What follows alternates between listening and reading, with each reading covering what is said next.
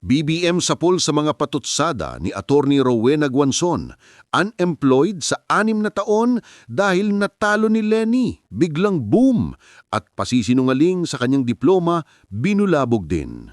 Pero siyempre, bago ang lahat, pahingi naman muna ng isang malupit na like diyan. At kung hindi ka pa nakasubscribe, abay pindutin mo na yan, pati ng notification bell para hindi ka nauuhuli sa mga bagong upload natin. Let's go!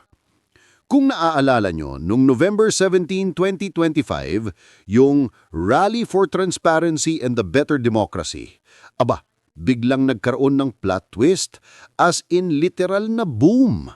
Pasok sa eksena ang presidential sister at senador na si Imee Marcos. Hindi ito scripted, hindi announced. Biglaan talaga. Aakyat ba naman siya sa stage tapos biglang nagbigay ng mensahe na tawag daw ng kanyang konsensya? Sa kanyang talumpati, sinabi ni Sen Imee Marcos na mabigat daw ang pasaning dala niya bilang kapatid ng Pangulong Bongbong Marcos Jr. Tapos, nag-share pa siya ng personal na kwento tungkol sa pag-uudyok niya noon na pakasalan ni BBM si First Lady Liza para raw tumino at magkaroon ng direksyon sa buhay. Pero ang laki daw ng pagkakamali ko, ani Sen Imee. At ayon sa kanya, mas lalo lang daw lumala ang problema, kabilang ang alegasyon ng pagkalulong sa droga. Mga kababayan, inuulit ko, pahayag ito ni Sen Imee mismo, hindi natin gawa-gawa. At hanggang ngayon, wala pang opisyal na tugon ng Malacanang sa mga revelasyong ito, kaya todo ingay ang social media. Samantala, kumalat naman ang reaksyon ni dating COA at COMELEC Commissioner Attorney Rowena Guanzon.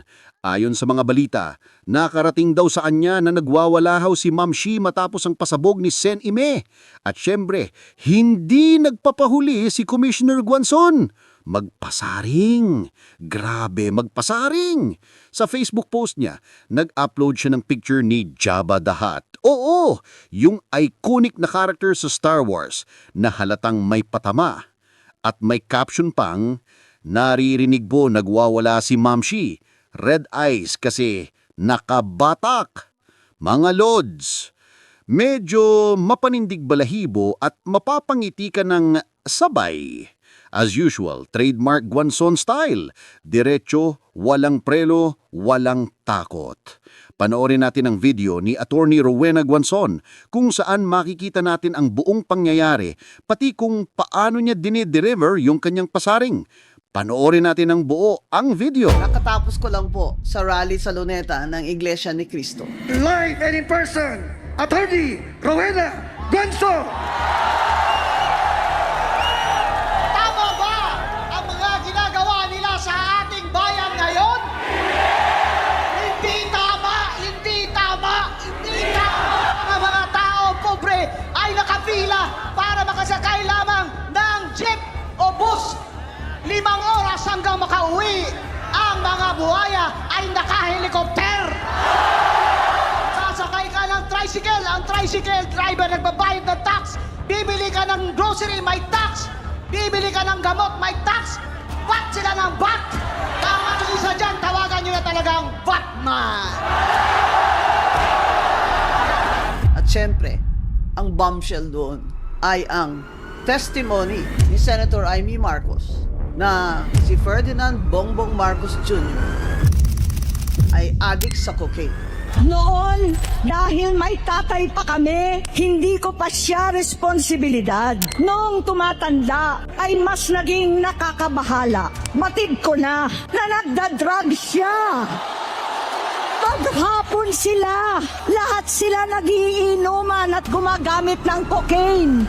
At ang kanyang asawa, ang ating First Lady, Kinumbinsi ko pa si Bongbong. Pakasalan mo na si Lisa. Naisip ko noon, kapag nag-asawa siya, malalagay na sa tahimik at magkakaroon ng direksyon. Ang laki ng pagkakamali ko. Mas lumala ang kanyang pagkalulong sa droga. Dahil parehas pala silang mag-asawa. gayon din at kanilang mga anak. Nalaman kong pati ang mga anak niya ay nagdodroga na. Kinasusuklaman ko pa ang pag-alok ng mag-inang si Sandro ng droga ang aking mga anak at iba pang mga kamag-anak. Yan ang hindi ko na mapapalampas. Whether you believe Senator Amy Marcos or not, I know her personally. She was my seatmate for 1 year in 2 subjects. And she's always been a jolly person, always helpful, even when they were in power in Malacanang. And she was like any ordinary student. For me, it takes a lot of Amy to say this in public, that her brother, the President Bongbong Marcos Jr., is addicted to cocaine since he was 12 years old. Bata pa lamang kami ni Bongbong. Alam na ng buong pamilya ang problema sa kanya. Sa totoo lang, mababasa naman ng lahat ang mga testimonya ng aking ama patungkol sa kanyang ugali at gawain. Some senators say this should have been a quiet thing. They should have talked about this. They should have settled this among themselves. But this is a matter of public interest. You cannot just say, oh, settle it among yourselves. It's unfair for some people to say, me is damaging the economy by saying this, or that it's so un-Filipino of me to stab her brother in the back. Hindi natin ugali yung Pilipino na ganyan. Tayo mga Pilipino, ganun di ba? Kasi masyado tayong close-knit yung ating pamilya. So, pag may away mo kapatid, nire-resolve natin with one parang in the family circle. I'd say you're very un-Filipino if you do not love your country above all. I think Amy Marcos gave it enough time to bite her tongue, tiis-tiis yung ini-ignore siya ng brother niya, such that hindi na siya pumupunta sa Malacanang, at hindi na rin siya nag-attend ng mga family events pag nandun si Bongbong at ang ating First Lady, kahit andyan pa ang kanilang minamahal na ina. Well, let's backtrack. Before Bongbong Marcos was elected president, he was unemployed for 6 years because he lost to Leni Robredo for vice president. He was senator before that. But before that even, Bongbong Marcos had no visible and clear means of income. He's not a lawyer. He is not a head of some reputable business. He has no profession. And it was discovered that he lied, that he graduated from Princeton or Oxford. Ano po yung ibinigay sa inyo? Certificate Na kayo ay- This is to certify that Ferdinand Marcos has completed a BA degree in social science. Is it a BA degree, sir? Nakita ko doon ang sinulat ng Oxford is... We can confirm that a Ferdinand Marcos matriculated at the University of Oxford in 1975 to read for a BA in philosophy and economics. According to our records, he did not complete his degree but was awarded a special diploma in social studies in 1978. Nagpalit ako ng kurso. Sabi ko, politics, philosophy, and economics yan. Sabi ko, ang bagsak naman ito lagi, politics eh. Pero is a special diploma and a degree the same? Well, I don't, I suppose there are differences, but ang ending nun is that it is a bachelor's degree. Still, he won the presidency. And so there we have it. What he didn't expect, what he didn't plan for, is that he was gonna be president of a poor country. A country that needed a president who was not only hardworking, even if not brilliant, but honest and dedicated. Because what the Filipinos feared the most was an economic disaster under Bongbong Marcos. The Philippine government's total outstanding debt soars to a fresh all-time high. Well, the Philippine government's total outstanding debt soars to a fresh all-time high. The Philippine government's debt balloons to a new record high in October. But we waited to see if he was up for the job. After all, he wanted it. Ito na yung saying na, be careful what you wish for.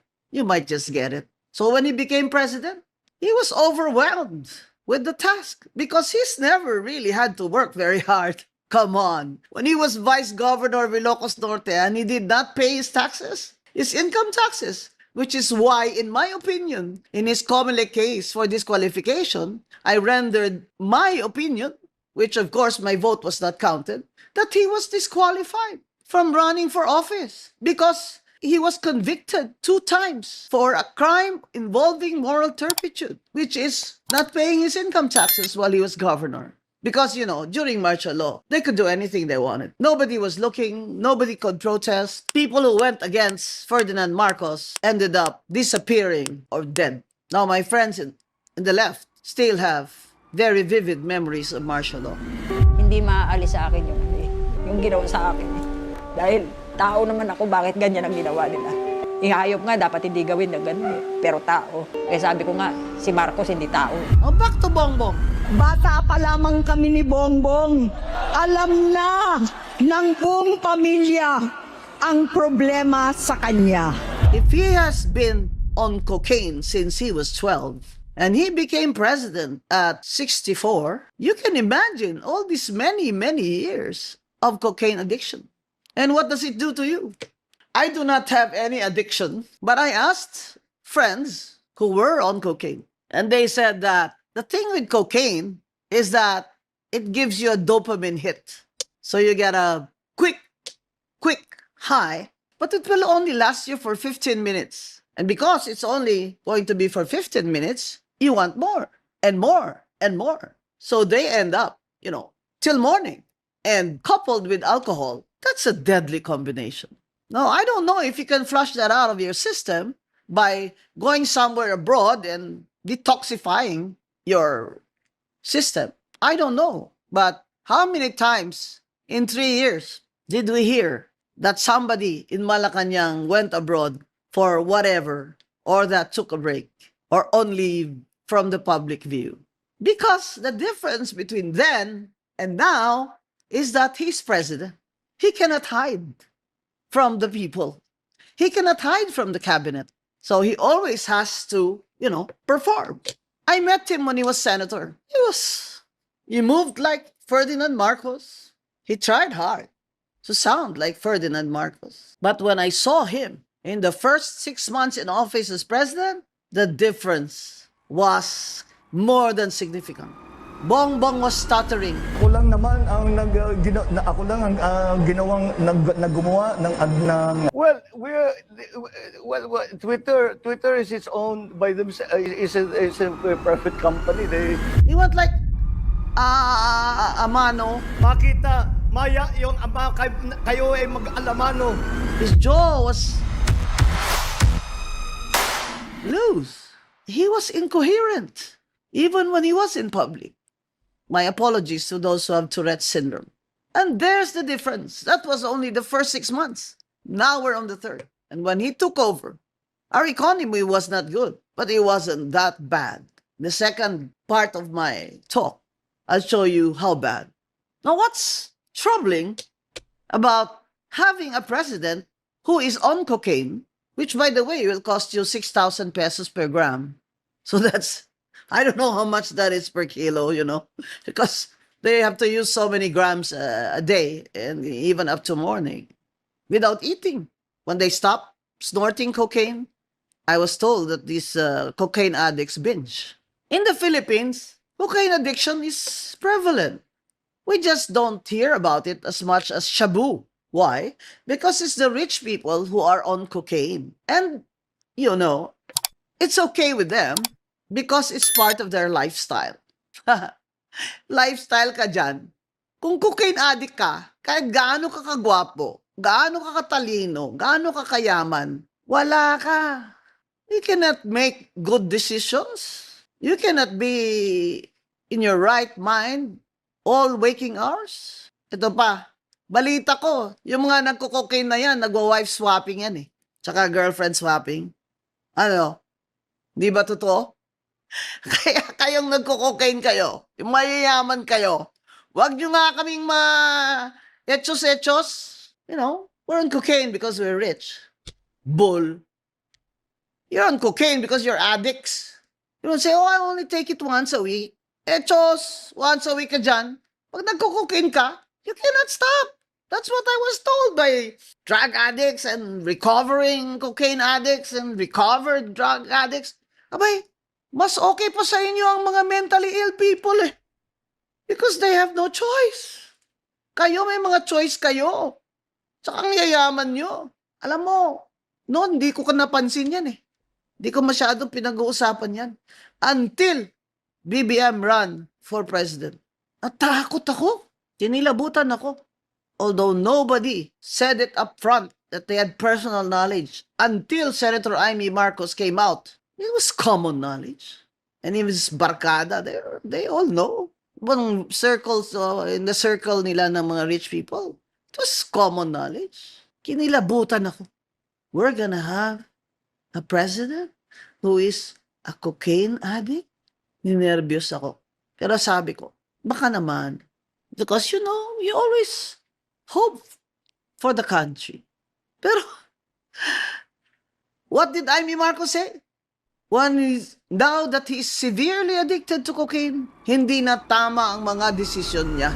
Yung bisyo niya na ang dahilan ng pagbaha ng korupsyon, kawalang direksyon at maling-maling mga desisyon. Walang accountability, wala nang hustisya. Sabi pa ni Amy, Bongbong, Bonget, ikaw pa ba yan? Minsan, napapatanong ako sa sarili ko, ikaw pa ba yan? Si Bongbong ba talaga yung nakikita ko?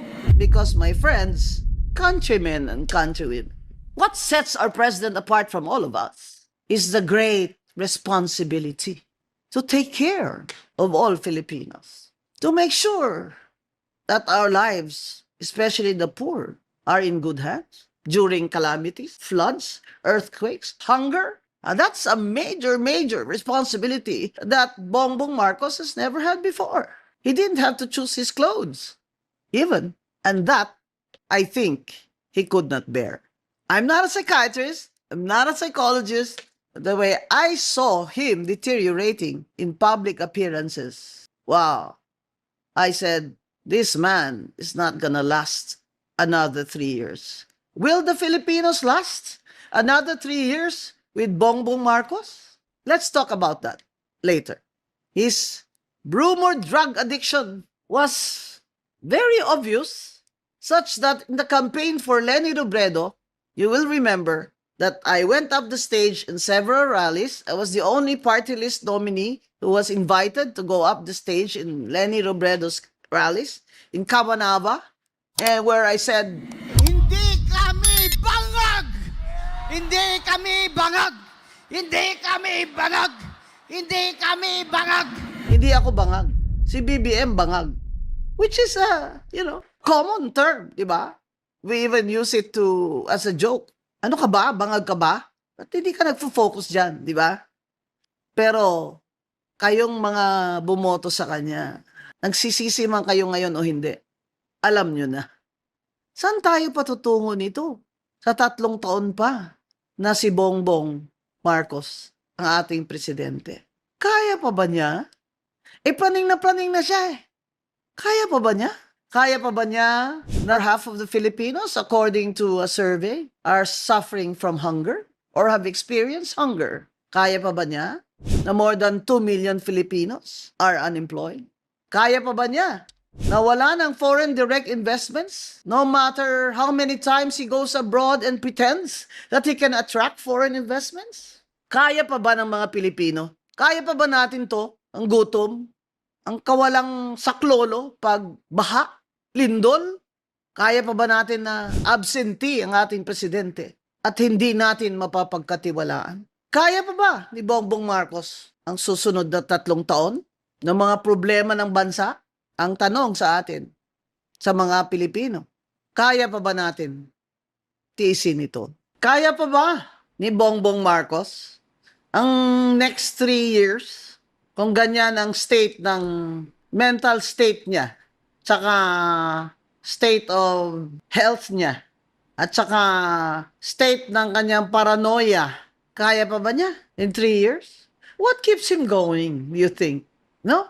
Kung hindi talaga serve the people ang kanyang motto, what really keeps him going is self-gratification. Nakita mo naman yung taong lumaki sa Maragya, di ba? Wala nang kailangang magtrabaho or purpose in life, hindi ba? Kasi ang laki din naman ng pressure, no? Di ba? Tatay mo si Ferdinand Marcos, number 1 sa bar. Parang, di ba? Grabe naman pressure yun. Kaya ganyan yan si BBM. Ha? Ito na naman, sa psychiatrist na naman ako. Let's back to the figure, bro. Go back to the figures, ha? Tingnan nyo kung kaya pa to ni BBM. Foreign direct investments bagsak by 40.5% this year. So, ng 2022, net foreign direct investments, US dollars 9.2 billion. 2024, 8.93 billion. August 2025, todo bagsak, 494 million. Abay, kung negosyo ito sarado nyo na yung tindahan nyo. Sobra naman lugi ito. Ano ang foreign direct investment, di ba? Yun yung mga nagpapasok ng capital dito sa ating bansa na galing sa labas. O, example, yung mga gagawa ng mga factory dito. O kaya magtatayo ng mga hotel dito. Galing sa labas ng bansa ang mga kapital. 40.5% ang bagsak, halos kalahati. Bakit? Hindi ba klaro pa? Klaro na yan. Obvious na yan dahil sa corruption, which is already world famous na tayo. Mr. President, world famous ka na. This is the worst country sa corruption. Sa corruption index ngayon, rank 33 na ang Philippines. O, di ba? May valedictorian ka talaga, BBM. Rank 33 sa 100 countries, Top 33 sa corruption. Pero hindi lang yun. We are a poor country. We are a poor country, tapos mataas yung corruption, tapos yung mismong gumagawa ng budget natin, which is Congress, yung mismong magnanakaw sa flood control lang. Ang total ng mga infra at saka flood control, saka substandard na mga projects. Dahil sa kickbackan, di ba ang total nila is around 1.9 trillion? Oh, ang laki nun Kasi ang budget mo sa GAA is around 6 trillion for this year? Pero magkano doon ang binabayad mo sa utang? Dapat bayaran yung mga utang Hindi pwedeng hindi bayaran ng utang. Kasi pag hindi mo binayaran ng utang, hindi ka na makakautang uli. And that's Secretary Recto say, out of 2.7 trillion na uutangin natin this year, 2.6 trillion of that will go to the operations of the government. Abay, mauutang pala kayo para lang isweldo nyo at papaanda rin tong gobyernong korap na ito. Abay, magsasara nga kayo. Tapos, mga tao, pababayarin nyo. Dagdag na naman ang tax. Government workers, employees, are paying what? On the average, 32%? Flat. Yung mayayaman, nakaka-cover pa ngayon dahil sa korporasyon nila. Pero mga government employees, you cannot hide from the 32%. Tapos, nanakawin nyo lang. Hindi pa nangyari ito Noon, kikickback din sila. I'm sure, di ba? Time ni Digong, time ni GMA, time ni Pinoy, nagkikickbackan din itong mga congressman na ito Pero now, malala na sila. Unbridled greed. Congress became a marketplace. That's what some Congress people told me. Imagine, you see them around. They're all walking around, visiting each other while the session is going on. What do you think they talk about? Whispering. Yung pala yung meron kang allocation dun sa 900,000. Biling ko na lang yan sa'yo. Bigyan na lang kita ng 10%. No sweat ka na. Tapos may contractor na siya na naghihintay dyan. Ito namang DPWH, bago pa mag-submit ng budget nila or National Expenditure Program sa DBM and Congress, naka-embed na ang 30% na kickbackan dyan. So, everything is overpriced. That's what Leandro Legarda also disclosed, di ba? And DBM knows that. The secretary knew that.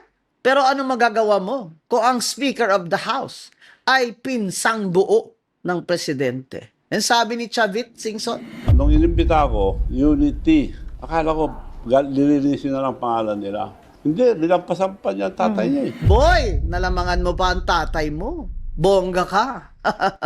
Sa 27 years or so ng tatay mo, ganito lang ang nakuha niya. Ikaw, 3 taon pa lang. Bongga ka. Because the difference between Ferdinand Marcos then and Ferdinand Marcos Jr. now is Martin Luther King Romualdez. That's the difference. Because Bongbong is, is submissive. He is soft, in other words. Diba? Sabi nila, mabait nga. Kasi, diba, he's parang meek. Diba? Sa English, meek. Here comes his first cousin who will promise him na ako ang backer mo. Ako ang kapitan. Diba? I will be your whip. O, diba? So, that's the scenario. Happy naman si Bongbong because he doesn't have to lift a finger. Ang karakitan, ginawa na ni Martin Luther King. Kasama, of course, si Saldico at lahat ng mga congressman dyan at congresswomen na mga korap, mga magnanakaw kayo. Ang sabi ni Vince Dizon, mga hayop. Ito yung sinasabi ng ating Pangulo na talagang ito, kahayupan na ito. Hindi tao itong mga taon to. Kung sa Ilonggo pa, mga animal, mga hurnal ka mo, mga wayhuya, wala kayong hiya. Eh bakit naman sila mahiya? Naging parang merkado. Sabi nga ng isang friend ko, naging Olympic Games. Nung paramihan ng kurakot. Grabe, pabilisan ng proud pa sila. Kaya yung flood control projects, ghost. Kung meron man, substandard. Eh, what do you expect? 30% ba naman ang kickback? Siyempre, ang materyales, substandard. Ito, insertions. Di ba? Ang sabi ni Diskaya, ang mga insertions, bawat congressman na naglalagay ng insertion, may 5%. Abay, bongga. Kaya kayo insertion na insertion pala. Insertion ginagawa nila sa BICAM. Yung meeting nung Senate Finance Committee tsaka House of Representatives Finance Committee. May small committee din doon sa House of Reps. Tapos pagkatapos na pasa nila yung budget doon, aakyat na sa Senado. Tapos magba-bicameral conference na bago na ipasa ng final.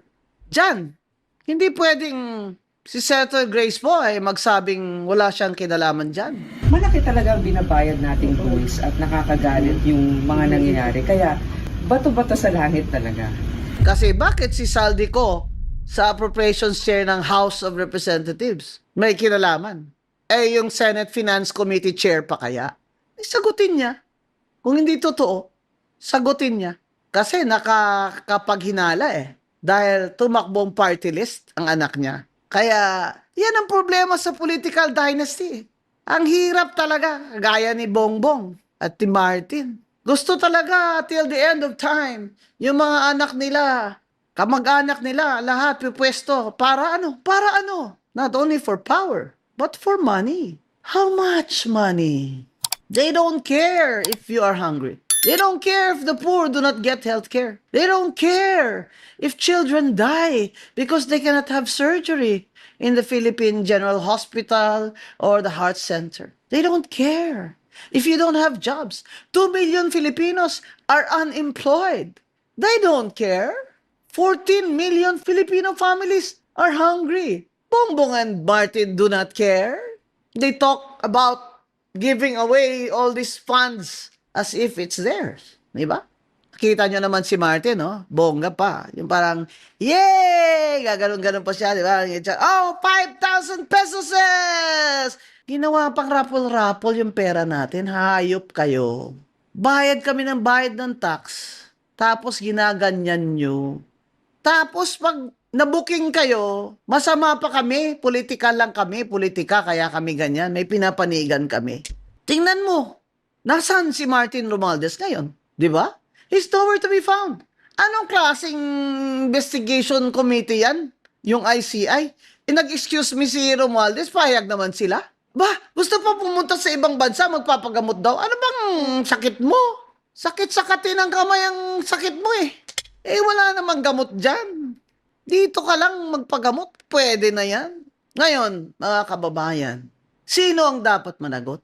Yan ang tinatanong natin sa mga rally. Bakit hanggang ngayon wala pang mananagot?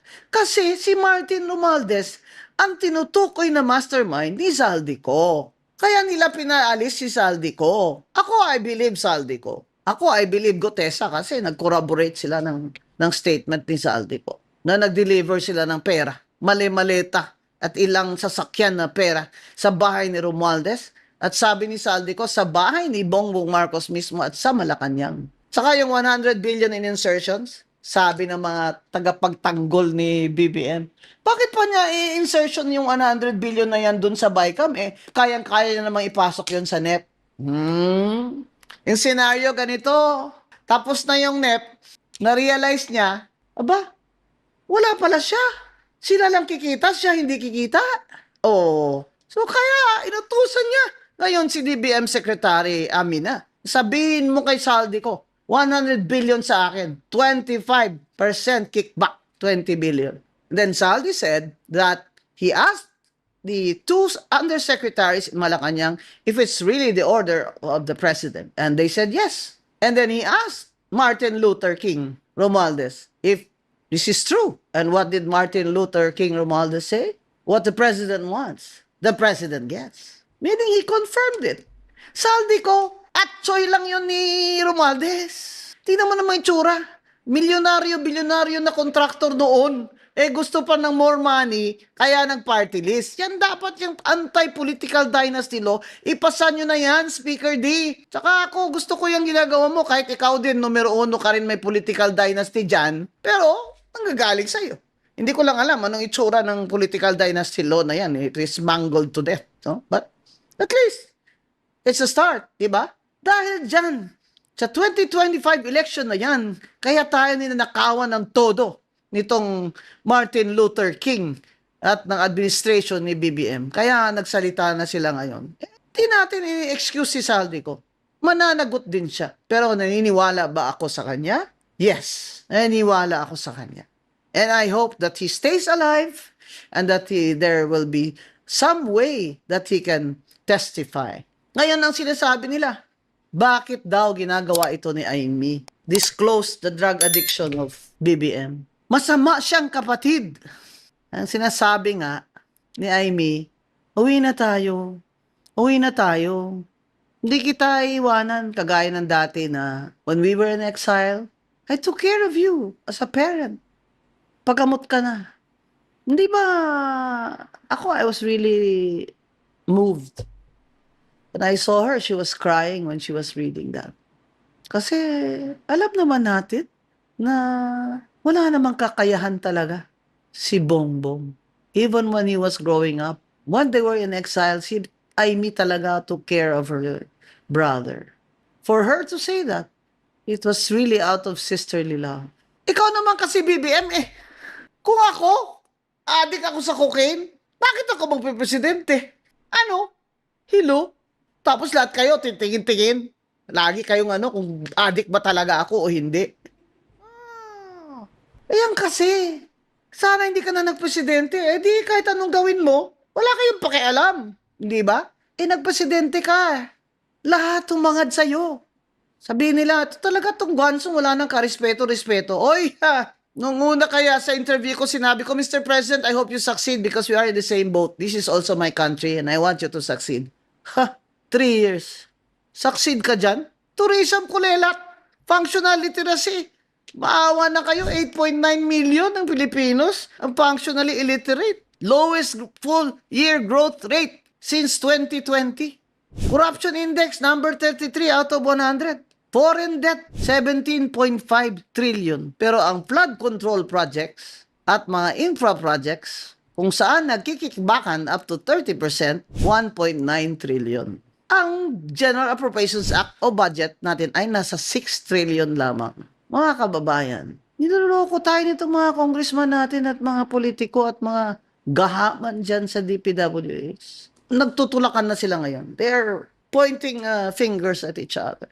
Sabi ng mga kontraktor, ano naman po magagawa namin? Hindi po kami makanegosyo kung hindi po kami papayag. Dinidisqualify kami. Sabi naman ng DPWH, ano naman po magagawa namin? Congressman po nagsasabi. Pero sa totoo lang, kahit yung ibang districts dyan, na walang kickback yung congressman or hindi nila kukunin yung kickback nila, DPWH officials yung nakikipag-transaction na dyan sa mga kontraktor, bago pa yan lahat ipasok sa NEP, may kontraktor na yan. Iloloko nyo kami. Ngayon, booking na kayo lahat. What are you gonna do about it? Now, what is Bongbong Marcos, our president, going to do now? 3 years more. 3 years more. Kaya pa ba niya? Ganito na? Kalalim ang kautangan ng Pilipinas? Ang gutom ng mga Pilipino? At ngayon, kino-confirm ng kapatid niya mismo, Senator Amy Marcos, na siya ay cocaine addict. Kaya pa ba niya? Mga kababayan, kaya pa ba natin? Ako hindi ko na kaya. Kaya ako nagrarally. Sa tanda kong ito, ay nakikirally pa ako. Kasama ko kayo. Hindi tayo pwedeng huminto. Ang sinasabi nila, what now? I got a call from abroad. What happens now? I'm sure Bongbong Marcos also asking himself and his advisors, including Martin Luther, what happens now? What do I do now? You stay in power, but the people have no respect for you. You stay in power another 3 years, but the people do not trust you. I'm sure you saw how you were received coldly by the people in Cebu and Negros Occidental who suffered from the devastation of that recent typhoon. The people hate you. They don't like you. They don't trust you. How could you be president of a country, of a people who do not trust you anymore? And the only ones who keep on clapping for you are the ones who are profiting from you. Paldo na, mga congressman, paldo na. Bawat budget padded para sa mga kukurakutin nyo. What's next? President Bongbong Marcos, is up to you. But this, I am certain, in the next 3 years, while you're in office, the protest rallies will continue. We will continue. We cannot stop criticizing this corrupt government because we have the future of our children to think about. Mga kababayan, di na po pwedeng manahimik lang tayo. Kailangan na po. Magprotesta po tayo na may mananagot at hindi na mauulit itong kakurapan sa ating gobyerno. May mananagot. Dapat may mananagot hanggang sa puno-punuhan nito. Ang pinaka-mastermind nito. At kung kasama ang ating presidente, dyan, sa mga insertion at kickback, ay dapat managot din siya. Sana, bumaba na lang siya sa pwesto. Dahil halata naman talaga na, kahit ano pang depensa niya, wala na pong naniniwala sa inyo. Mga kababayan, para po sa hinaharap, the future of our children, huwag po tayong tumigil ng pagsiyasat at pag-criticize sa kasamaan at korupsyon ng gobyerno ni Bongbong Marcos.